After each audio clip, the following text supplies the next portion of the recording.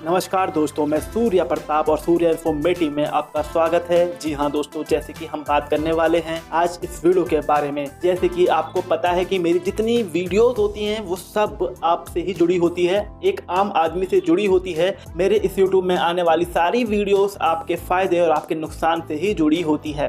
तो आइए शुरुआत करते हैं इस वीडियो की और जानते हैं कि क्या बड़े अपडेट आने वाले हैं 1 अप्रैल से, और साथ में जानते हैं अब आप पैसा निकालते हैं एटीएम कार्ड से तो कैसा आपके लिए अब वो महंगा होने वाला है। जी हाँ दोस्तों, जैसे कि आपको पता है कि अभी नया नियम आ गया है पैसे निकालने के ऊपर। जी हाँ दोस्तों, जैसे कि आपको पता है कि अब आप अगर पैसा निकालते हैं एटीएम कार्ड से तो आपका पैसा कटने वाला है। जी हाँ, अब उसके कुछ चार्जेस पड़ेंगे, कुछ फीस पड़ेगी। कितना महंगा आपको पैसा निकालना पड़ेगा अपने एटीएम से, तो उसके बारे में मैं आपको डिटेल में बताऊंगा इस वीडियो में। अब सबसे पहले बात करते हैं कि कुछ लोग कहेंगे कि हम तो पैसा निकालते हैं, हमारा तो कोई चार्जेस नहीं करता है, आखिर क्यों, उसको भी समझते हैं। जी हाँ दोस्तों, आपका पैसा कट रहा है नहीं कट रहा है, ये डिपेंड करता है कि आप रहते कहाँ हो। जो बैंक से वो अपने कस्टमर्स को कुछ ट्रांजैक्शन फ्री देते हैं। जी हाँ दोस्तों, जैसे कि अगर आप मेट्रो सिटी में रहते हैं तो आपको आपके बैंक की तरफ से 5 ट्रांजैक्शन ऐसी है कि आप उसको फ्री ऑफ कॉस्ट कर सकते हो। जी हाँ दोस्तों, अगर आप पैसा निकालते हो एटीएम से महीने में 5 बार तो उसमें आपका कोई चार्जेस नहीं कटेगा।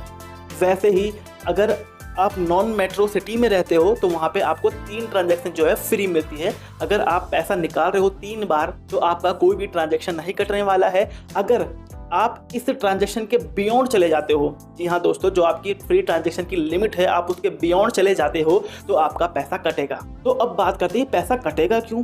जी हाँ दोस्तों, ये पैसा इसलिए कटेगा क्योंकि जो सरकार है, आरबीआई है, उन्होंने एक एटीएम इंटरचेंज जो फीस होती है उसको बढ़ा दिया है। तो आखिर एटीएम इंटरचेंज फीस क्या होती है ये हम एक एग्जांपल से समझेंगे। जैसे कि मान लीजिए आपका जो कार्ड है वो आईसीआईसीआई बैंक का है और अब आप पैसा विड्रॉल करने के लिए एचडीएफसी बैंक में चले जाते हैं, वहाँ के एटीएम में चले जाते हैं। तो उस केस में आप पैसा तो अपने अकाउंट से निकाल रहे हो, बट आप जो बैंक यूज़ कर रहे हो वो कर रहे हो दूसरा बैंक।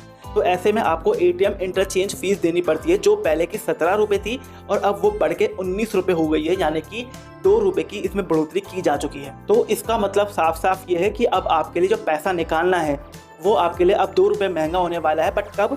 जब आप अपने लिमिट के बियॉन्ड चले जाते हो। जैसे कि मान लीजिए आपकी 5 लिमिट है, अब 5 से कम ही बार पैसा निकालते हो एटीएम से तो आपका उसमें पैसा नहीं कटेगा। इसी के साथ हमारी 2 टाइप की ट्रांजैक्शंस होती है। अब आप बोलोगे ऐसी कौन सी ट्रांजैक्शन है 2 टाइप की। जी हाँ दोस्तों, एक होती है फाइनेंशियल ट्रांजैक्शन जिसमें आप पैसा निकाल रहे हो, जिसमें आप लेन देन कर रहे हो पैसों का, तो उसे कहते हैं फाइनेंशियल ट्रांजैक्शन। इसी के साथ दूसरी ट्रांजैक्शन होती है, वो होती है नॉन फाइनेंशियल ट्रांजैक्शन। जी हाँ दोस्तों, उसमें क्या होता है कि आप पैसा नहीं निकाल रहे हो, आप सिर्फ जाके चेक कर रहे हो कि आपका जो बैंक स्टेटमेंट है वो कितना है, कितना पैसा अभी आपके एटीएम में पड़ा है। दूसरा, आप चेक कर रहे हो कि मेरी पिछली जो हिस्ट्री की 5 ट्रांजैक्शन थी वो क्या है, आपको वो चेक करनी है। इसमें आप पैसा नहीं निकाल रहे हो, ना ही आप जमा कर रहे हो, तो ये नॉन फाइनेंशियल ट्रांजैक्शन है जिसमें अब आपका पैसा बढ़ चुका है। जी हाँ दोस्तों, पहले ये 6 रुपये हुआ करता था, अब ये बढ़ के 7 रुपये हो चुका है। यानी कि अब आपका पैसा निकालना और पैसा देखना दोनों ही महंगा हो चुका है।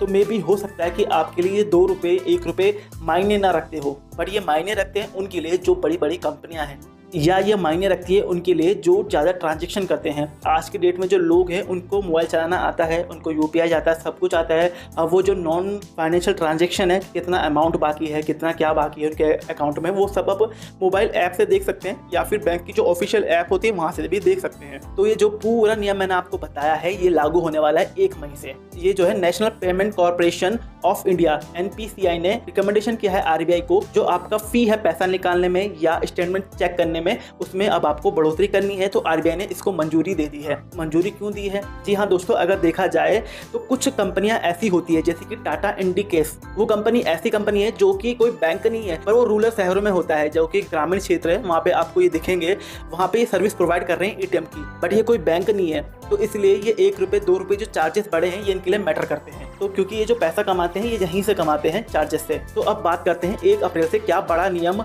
लागू होने वाला है हमारे देश में। जी हाँ दोस्तों, अगर आप यूपीआई का यूज़ करते हैं तो इसमें सरकार ने बड़ा नियम निकाला है। आखिर क्या नियम निकाला है आइए जानते हैं। जैसे कि मान लीजिए आपके पास एक नंबर है जिससे आपने यूपीआई अपना क्रिएट कर दिया है। अब आप यूपीआई तो चला रहे हैं, तो यूपीआई चलाने के लिए आपको क्या चाहिए? इंटरनेट की जरूरत। इंटरनेट के लिए आपने दूसरा सिम भी अपने फ़ोन में लगाया है।